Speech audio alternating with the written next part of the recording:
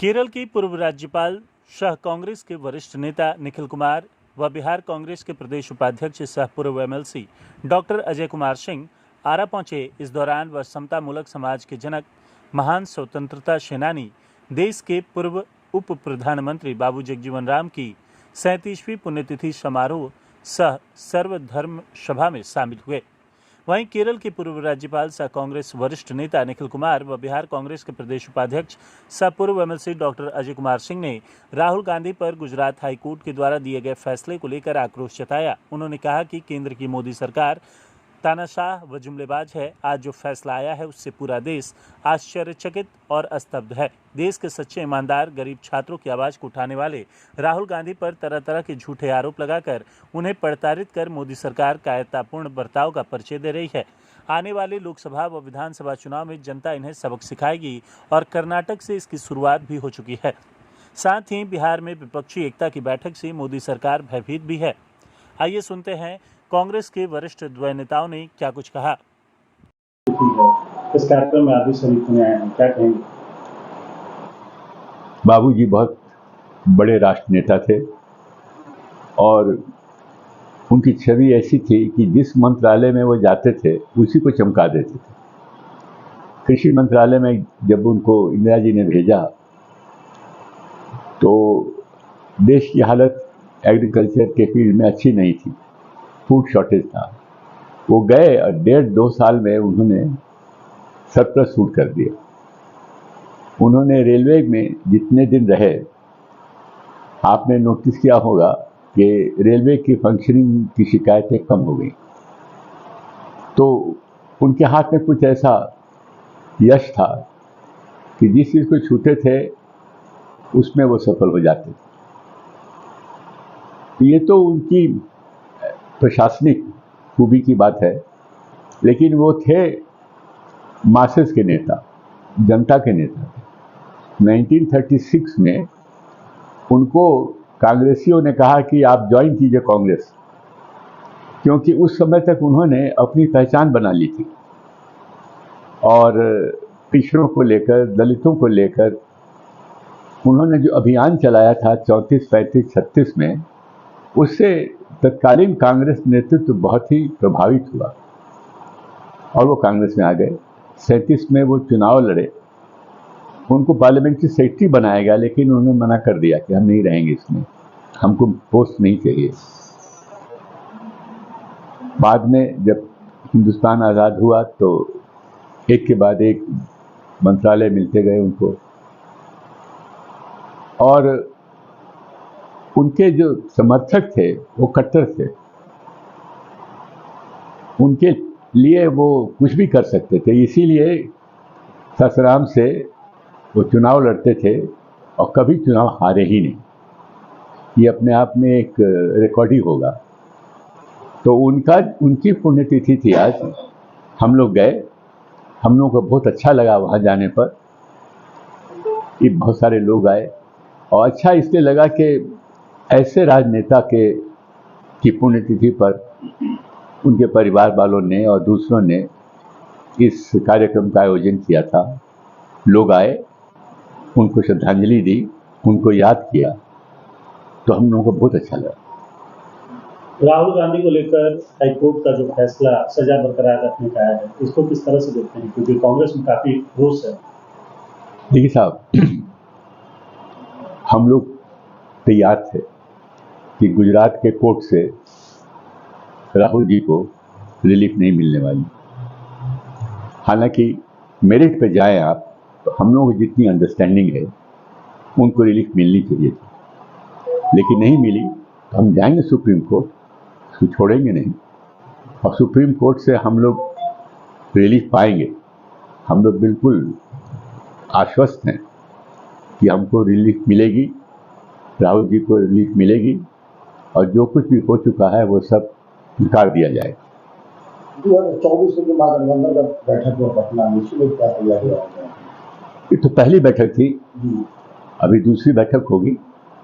तो पहली बैठक में जो हम अपेक्षा कर रहे थे, जितनी सफलता की उतनी सफलता हम लोगों को मिली।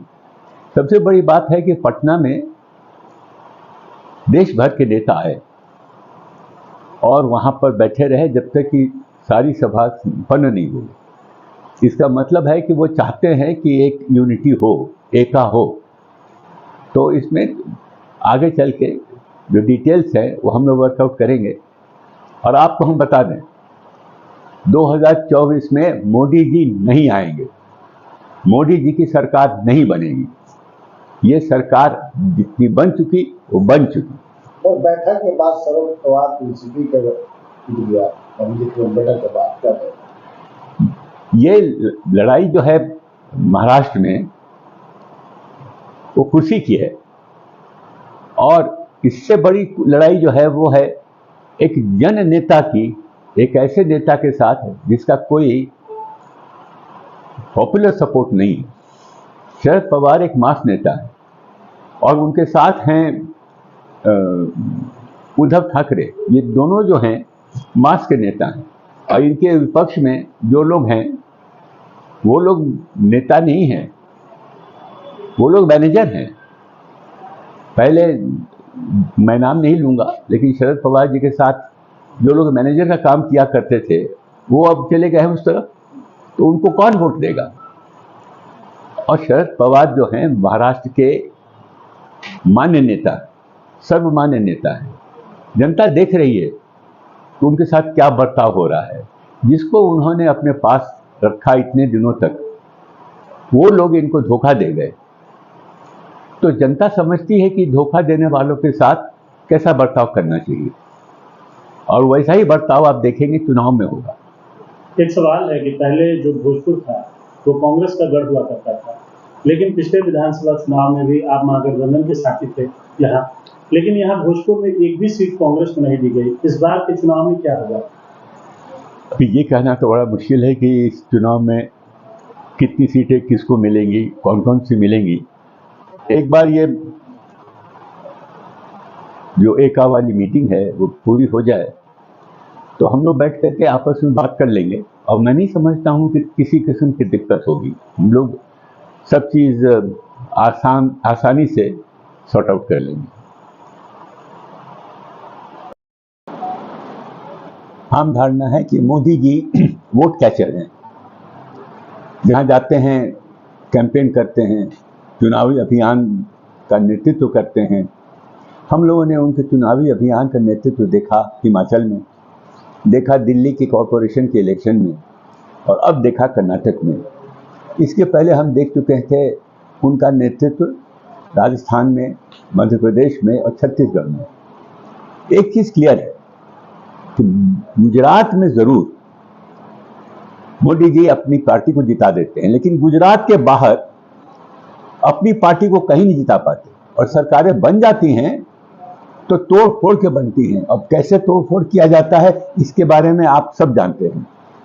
आपको याद होगा पिछले चुनाव में, इसके पहले वाले चुनाव में गोवा में यही हुआ, मणिपुर में यही हुआ, और कर्नाटक में हमारी सरकार थी, वो तोड़ करके उन्होंने अपनी सरकार बनाई। तो अभी जो मोदी जी की स्पीचेस देखते हैं हम टेलीविजन पर, उसमें वो टंकार नहीं है जो पहले हुआ करती थी। उनको लगता है कि कर्नाटक में मैंने सब कुछ झोंक दिया था, और वहाँ पर 5 दिन लगातार बैठे रहे।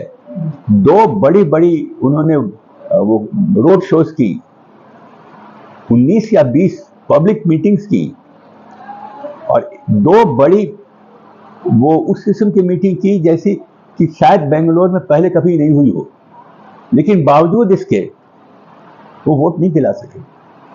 तो ये उनकी छवि है कि साहब आप गुजरात के बाहर अपनी पार्टी को वोट नहीं दिला सकते हैं, और वही हाल होने वाला है राजस्थान में, मध्य प्रदेश में और छत्तीसगढ़ में। क्या कांग्रेस नीतीश कुमार को पीएम पद का उम्मीदवार मानने को तैयार है? ये तो अभी मीटिंग चलने, जब फाइनल पता लग जाएगा कि कैसे कैसे हम लोग इकट्ठा होंगे, आप इंतजार कीजिए, देखिए। लेकिन जिस तरह विपक्षी एकता की बैठक में प्रदर्शित किया गया और उससे पहले जो चर्चाएं हुई उसमें नीतीश कुमार को पीएम पद का उम्मीदवार कहा गया, तो क्या इस पर कांग्रेस सहमत होगी? देखिए, बात है कि इस पर कांग्रेस की सहमति की बात नहीं है। नीतीश कुमार जी ने क्या कहा है कि मैं तो प्राइम मिनिस्टर का कैंडिडेट नहीं हूं। अब जब चुनाव का रिजल्ट आ जाएगा फिर देखेंगे क्या होता है, उसमें बहुत सारी बातें हैं। राम जी का आज पुण्यतिथि हम लोग ने मनाया। आप सुबह से ही हम लोग के साथ थे शहीद भवन में भी। आपने देखा शहीद भवन में काफ़ी उत्साह के साथ हमारे कांग्रेस के सारे लोग आए हुए थे। बाबू जगजीवन राम इस धरती के लाल तो थे ही, साथ साथ पूरे भारत ही नहीं बल्कि राष्ट्रव्यापी दलितों के नेता थे। उतना बड़ा दलितों का नेता मेरे समझ से वो अंबेडकर जैसे भी आगे थे कई मायने में, और हम लोगों के भोजपुर जिला के नाम को उन्हें रोशन किया। और हमारे आप देखा चंदवा गांव के रहने वाले हैं, लेकिन हमेशा भैया ने भी सही कहा कि जाके वहाँ से चुनाव जब उनको लड़ने के पहली बार 1952 में जब जगह दी गई तो लगातार वहाँ से तब तक वो एमपी रहे जब तक कि उनकी मृत्यु नहीं हो गई थी। तो इससे हम लोग महान नेता को और ख़ास करके भोजपुर के लोग उन पर गर्व और हम लोग अपने आप को गौरवान्वित महसूस करते हैं और उनको हृदय से पुनः श्रद्धांजलि अर्पित करते हैं। कर्नाटक में कांग्रेस की जीत, जी। उसके बाद बिहार में विपक्षी एकता की बैठक, जी, और उसके बाद आने वाले विधानसभा जो चुनाव है अन्य राज्यों में, उसको किस तरह से कांग्रेस? अब कांग्रेस की बारी आ गई है, अब हर जगह कांग्रेस आएगी। आपको स्मरण होगा कि मध्य प्रदेश में भी कांग्रेस की सरकार थी जिसको तोड़ के बीजेपी एक क्रिमिनल को वहाँ मुख्यमंत्री बना के चला रहे हैं। गोवा में भी कांग्रेस की सरकार थी, उसको भी तोड़ के पैसे के बदौलत बीजेपी ने वहाँ पर अपनी भाजपाई सरकार चला रही है। इसके बाद हम लोग हिमाचल प्रदेश जीते, हम लोग कर्नाटक जीते, और फिर हम लोग जीतने वाले हैं राजस्थान, मध्य प्रदेश, छत्तीसगढ़, सारे के सारे जगहों पर हम लोग जीतेंगे। हम लोग साउथ के भी, तेलंगाना भी जीतेंगे, और आने वाले सब जगह हम लोग, भैया ने सही कहा, हम लोग की बहुमत 300 से ऊपर जाएगी। लालू जी ने भी ललकारा है, इसलिए हम लोग उन्हीं के साथ हैं और हम लोग 300 से ऊपर ले आएंगे।